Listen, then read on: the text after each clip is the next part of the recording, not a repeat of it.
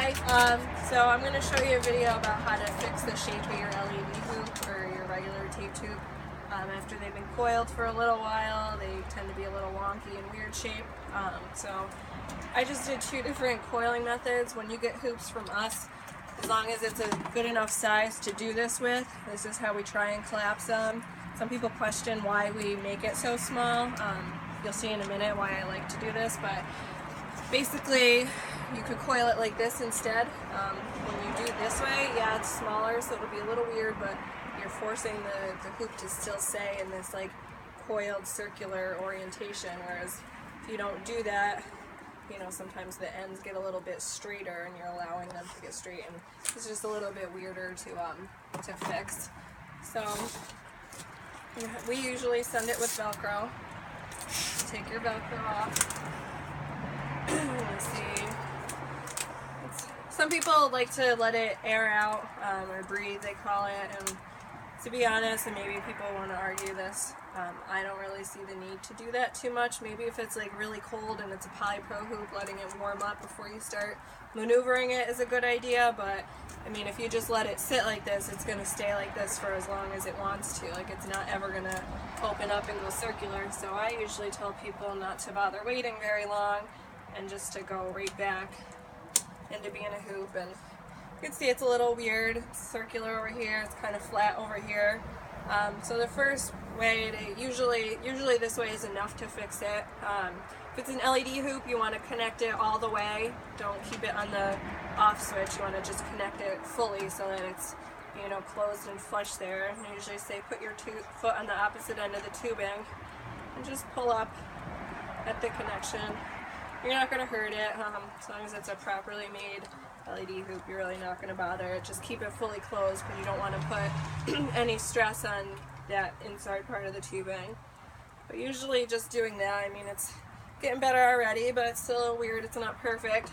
The other method that probably people don't think of as much, and it works really well, sometimes when we even get tubing and just the whole coil comes really tightly wound, and we pre-stretch it before we cut the hoops from it, but sometimes you need to cut a hoop right away and it's like coiled tightly, so we usually take it, and it sounds scary, but you're not going to hurt it, I promise. I usually tell people to pull one at a time, try and pull the tube nice and straight. Basically, the reason why its shape is off is it's just trying to overcoil itself because it was coiled down slow. I usually tell people to pull the end nice and straight for like a good 30 seconds or so, and then just switch it and do it on the other side. And just pull it nice and straight. You're not going to hurt it.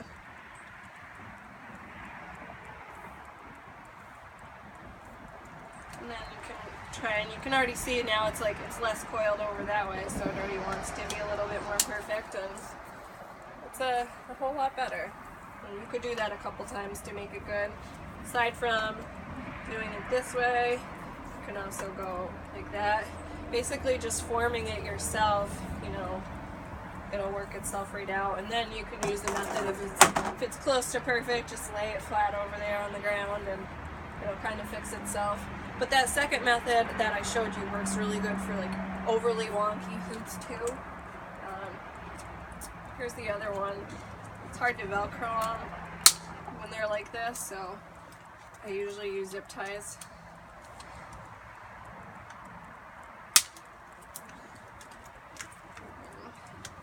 I coiled both of these on a Wednesday. It's Friday, so they've been coiled for 2 days, which is about how long priority mail shipping takes.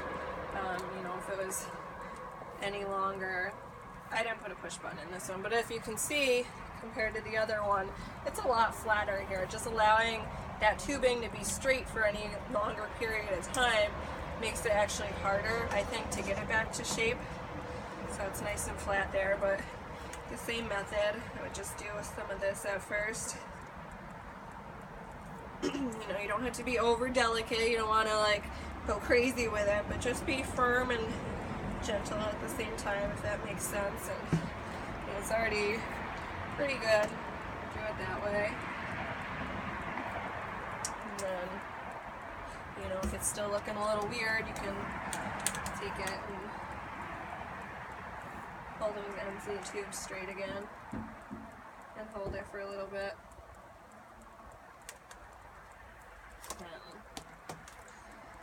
Like I said, this method works really great even for hoop makers who deal with like really tightly wound coils. The distributors coil things so tightly so it's easier to ship, but when you want to cut a big hoop and it's in a small coil, it makes it really hard and weird, but that's a pretty good circle. And yeah, that's that.